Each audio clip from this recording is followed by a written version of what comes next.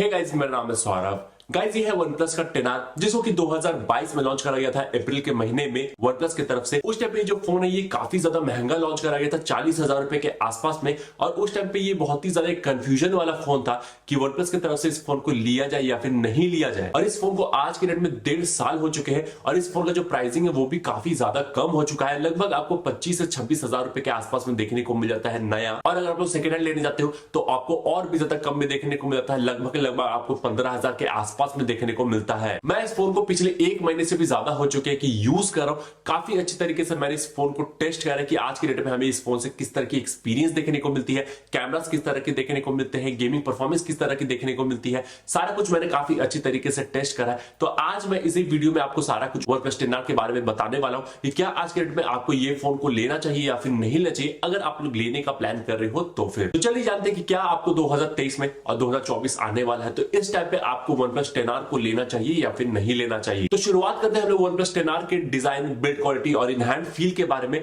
तो सबसे पहले हम लोग बात करते हैं डिजाइन के बारे में। तो डिजाइन इस फोन का ऐसा है कि काफी लोगों को पसंद आता है तो काफी लोगों को पसंद नहीं आता है, वो अपनी अपनी चॉइस हो जाती है। मैं अपनी बात बताऊं तो मुझे ठीक ठाक सा ही लगता है। मतलब दूर से ऐसा है कि लोगों को उतना ज्यादा पता नहीं चलता है कि ये OnePlus का एक डिवाइस है। खैर, अब जो भी है जैसा भी है। बिल्ड क्वालिटी के बारे में बात करें तो बिल्ड क्वालिटी मुझे इस फोन की काफी एवरेज सी लगी। बैक में हमें प्लास्टिक देखने को मिलता है और साइड की जो एजेस है एकदम हमें फ्लैट देखने को मिलती है, जिसकी वजह से इन हैंड फील जो है वो उतनी ज्यादा प्रीमियम हमें देखने को नहीं मिलती है क्योंकि साइड से हल्की हल्की सी चुभती है। बैक में आपको पूरा हल्का हल्का सा फील आने वाला है कि काफी कमजोर टाइप का प्लास्टिक हमें दिया हुआ है, जिसकी वजह से आपका जो इन हैंड फील है वो उतना भी ज्यादा प्रीमियम फील नहीं आने वाला है। बट इसकी वजह से एक चीज काफी ज्यादा बढ़िया हो जाती है, वो है इस फोन की वेट डिस्ट्रीब्यूशन। काफी ज्यादा हल्की फोन है जिसकी वजह से आपको अपने हाथों में होल्ड करने में इस फोन को ज्यादा दिक्कत नहीं होने वाली है। और प्लास्टिक बैक होने की वजह से एक चीज और अच्छा हो जाता है कि ग्लास नहीं है तो गिर के टूटने वाला यहाँ पे सीन नहीं बनता है। जैसे कि मान लेते हैं अगर इस फोन की बैक में हमें ग्लास देखने को मिलता और वो फोन अगर गिर जाता आपके हाथ से गलती से तो उसका जो बैक पैनल है वो टूट सकता था, जिसका कि रिपेयर का कॉस्ट काफी ज्यादा हाई होता है।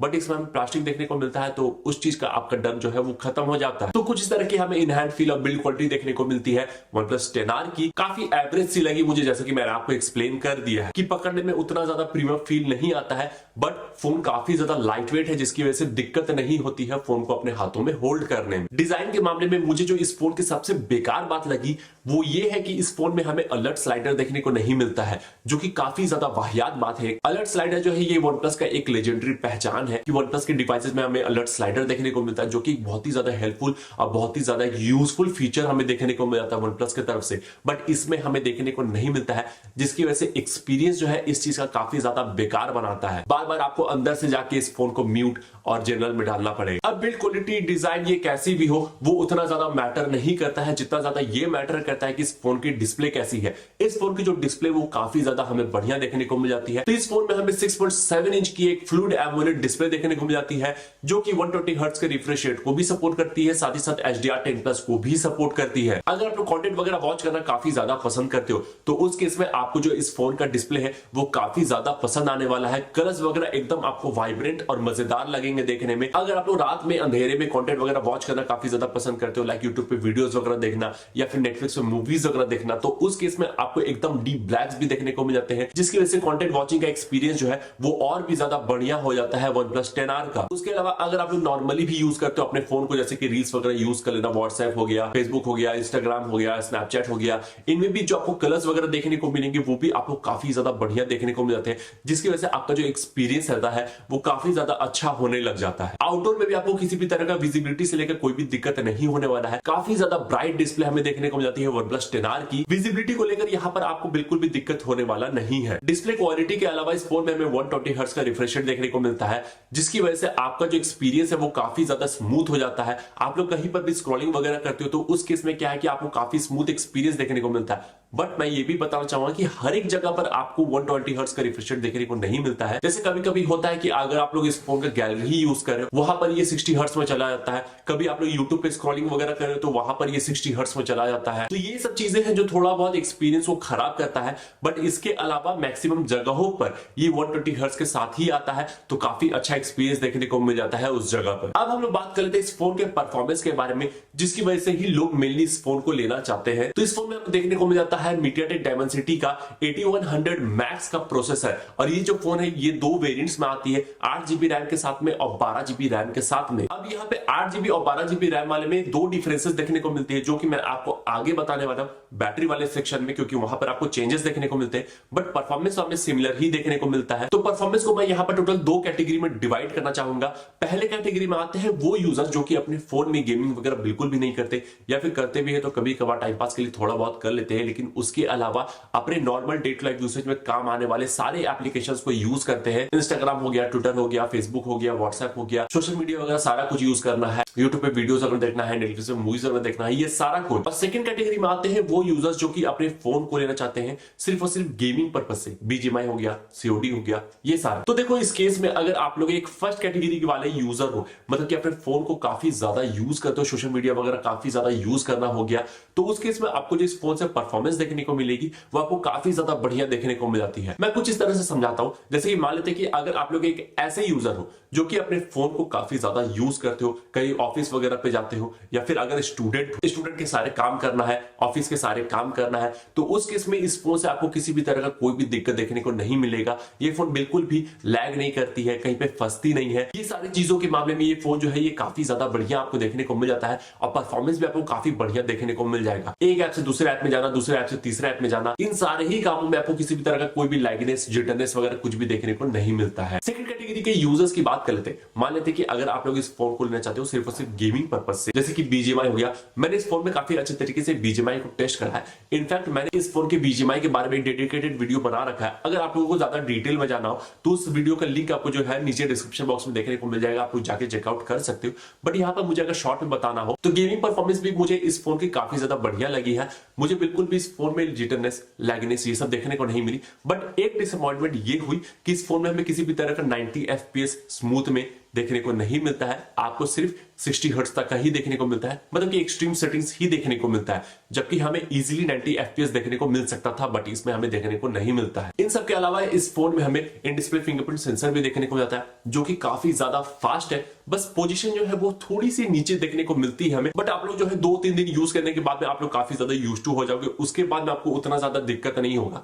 बट काफी ज्यादा फास्ट है और एकदम एक्यूरेट काम करता है, जिसकी वजह से काफी ज्यादा फास्ट अनलॉक कर देती है ये फोन को। अब हम लोग बात करते हैं OnePlus 10R के कैमरास के बारे में। तो इस फोन के बैक में हमें ट्रिपल रेयर कैमरा सेटअप देखने को मिलता है। 50 मेगापिक्सल का हमें मेन कैमरा देखने को मिलता है, 8 मेगापिक्सल का अल्ट्रा वाइड कैमरा देखने को मिलता है, 2 मेगापिक्सल का मैक्रो कैमरा देखने को मिलता है, और फ्रंट में हमें 16 मेगापिक्सल का सेल्फी कैमरा देखने को मिल जाता है। फोटोज की क्वालिटी की बात करूं तो मैं यहाँ पर मुझे काफी डिसेंट सी फोटोज की क्वालिटी देखने को मिली है। मेन कैमरा से फिर भी ठीक ठाक फोटोज आपको देखने को मिल जाएंगे। कलर्स अगर आपको थोड़े से अजीब लगते हैं देखने में, कहीं पर काफी ज्यादा बूस्टेड देखने को मिल जाते हैं, तो कहीं पर आपको न्यूट्रल से कलर देखने को मिलते हैं। कॉन्ट्रास्ट की बात करूं या फिर डायनेमिक रेंज की बात करूं, वो मुझे उतना ज्यादा पसंद नहीं आया इस फोन का। डिटेल्स वगैरह काफी अच्छी देखने को मिल जाती है, बट ओवरऑल फोटोज की जो मुझे क्वालिटी लगी वो मुझे उतनी ज्यादा कोई खास पसंद नहीं आई। और अल्ट्रा वाइड के कैमरास की बात करूं तो यहाँ पर आपको एकदम ही बेकार फोटोज देखने को मिलते हैं, डिटेल्स एकदम ही आपको देखने को नहीं मिलेंगे। हालांकि इसमें आपको कलर थोड़े बहुत ठीक देखने को मिल जाते हैं, बट 8 मेगापिक्सल होने की वजह से इस फोन की जो क्वालिटी रहती है फोटोज की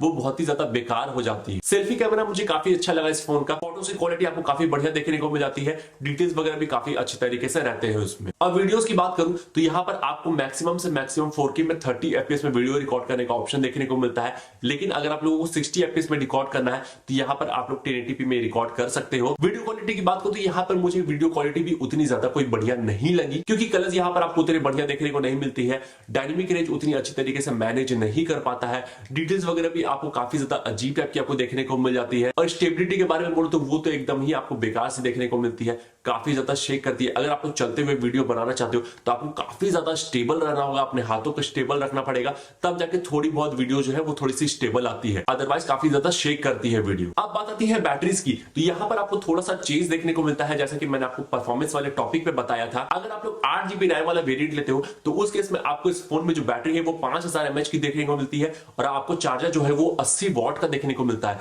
लेकिन अगर आप लोग 12GB रैम वाला वेरिएंट लेते हो तो वहां पर आपको 4500 mAh की बैटरी बैटरी देखने को मिलती है, लेकिन आपका जो चार्जर है वो काफी ज्यादा बढ़ जाता है, वो 150 वॉट का हो जाता है। यहां पर मैं आपको सीधा सीधा बताना चाहूंगा कि आपके लिए जो वर्थ रहेगा वो 8 GB रैम वाला वेरिएंट ही रहेगा, क्योंकि यहां पर आपको बड़ी बैटरी देखने को मिलती है और 80 वॉट का जो चार्जर है वो भी आपके लिए काफी ज्यादा एनफ है। वैसे बैटरी बैकअप के बारे में भी मैंने एक डिटेल में वीडियो बनाया हुआ है कि आप लोग किस कैटेगरी के यूजर हो तो आपको किस तरह की बैटरी बैकअप देखने को मिलेगी। अगर आप लोगों को बैटरी बैकअप के बारे में ज्यादा डिटेल में जाना हो तो उस वीडियो को आप लोग जाके देख सकते हो, लिंक आपको नीचे डिस्क्रिप्शन बॉक्स में देखने को मिल जाएगा। वैसे यहां पर मुझे अगर शॉर्ट में आपको समझाना हो, मान लेते हैं कि अगर आप लोग एक ऐसे यूजर हो जो कि अपने फोन को काफी ज्यादा यूज करते हो, दिन भर में सोशल मीडिया वगैरह आपको दिन भर ही यूज करना है, मतलब अपने फोन में दिन भर कुछ ना कुछ करते रहना है, तो उस केस में आपको इस फोन को दिन भर में कम से कम 2 बार तो चार्ज करना ही पड़ेगा। अगर आप लोग 8 GB रैम वाला वेरिएंट लेते हो और उसमें 5000 mAh की बैटरी है तो भी, बट चार्जिंग स्पीड ज्यादा होने की वजह से आपको उतना ज्यादा फर्क नहीं पड़ेगा, क्योंकि लगभग 40 से 45 मिनट के आसपास में ये जो फोन है ये फुल चार्ज हो जाती है, मतलब काफी ज्यादा फास्ट है, जिसकी वजह से आपको उतना ज्यादा फर्क नहीं पता चलेगा कि आपकी फोन जो है दिन में एक बार चार्ज ज्यादा करे या फिर 2 बार आपको ज्यादा चार्ज करना पड़े, उतना ज्यादा आपको फर्क नहीं पड़ेगा। तो आई थिंक मैंने OnePlus 10R से रिलेटेड सारा कुछ कवर कर दिया है। अगर मुझे कुछ भी छूट गया हो आप लोग मुझे नीचे कमेंट्स करके जरूर पूछ सकते हो। अब अगर बात कर लेते हैं हम लोग इस फोन के कंक्लूजन पर कि क्या आज के डेट में आपको OnePlus 10R को लेना चाहिए या फिर नहीं लेना चाहिए, तो मैं सीधा सीधा आपको बताना चाहूंगा कि इस फोन को आप लोग नया मत लेना। अगर आप लोगों को ये फोन सेकंड हैंड मार्केट में देखने को मिलता है, वो भी काफी अच्छे डील में, काफी अच्छी कंडीशन के साथ में, जैसे कि 15,000 16,000 के प्राइस रेंज में, तो फिर आप लोग इस फोन को डेफिनेटली बाय कर सकते हो। काफी बढ़िया प्रोडक्ट है, काफी अच्छा इस फोन में परफॉर्मेंस आपको देखने को मिल जाता है, डिस्प्ले क्वालिटी काफी ज्यादा आपको अच्छी देखने को मिलती है। बट अगर आप लोगों को एक बढ़िया कैमरा वाला स्मार्टफोन चाहिए तो उस केस में मैं इस फोन को आपको रिकमेंड नहीं करूंगा, क्योंकि मुझे इस फोन का जो कैमरा से उतना ज्यादा कोई खास पसंद नहीं आया। बट अच्छा बैटरी बैकअप अगर आपको चाहिए, अच्छा परफॉर्मेंस आपको चाहिए, अच्छा डिस्प्ले क्वालिटी आपको चाहिए, OnePlus का ब्रांड वैल्यू आपको चाहिए, उस केस में आप लोग इस फोन को डेफिनेटली बाय कर सकते हो। तो आई होप आपको सारा कुछ समझ में आ गया होगा और आपको आपका डिसीजन लेने में हेल्प होगा। अगर आपको ये वीडियो थोड़ा सा भी अच्छा लगा या फिर पसंद है तो वीडियो को आपको लाइक कर देना है। अगर आप चैनल पर नए हो तो नीचे आपको एक रेड कलर सब्सक्राइब का बटन देखने को मिल जाएगा, उसे सब्सक्राइब जरूर करना। मिलते हैं फिर नेक्स्ट वीडियो में। Thanks for watching.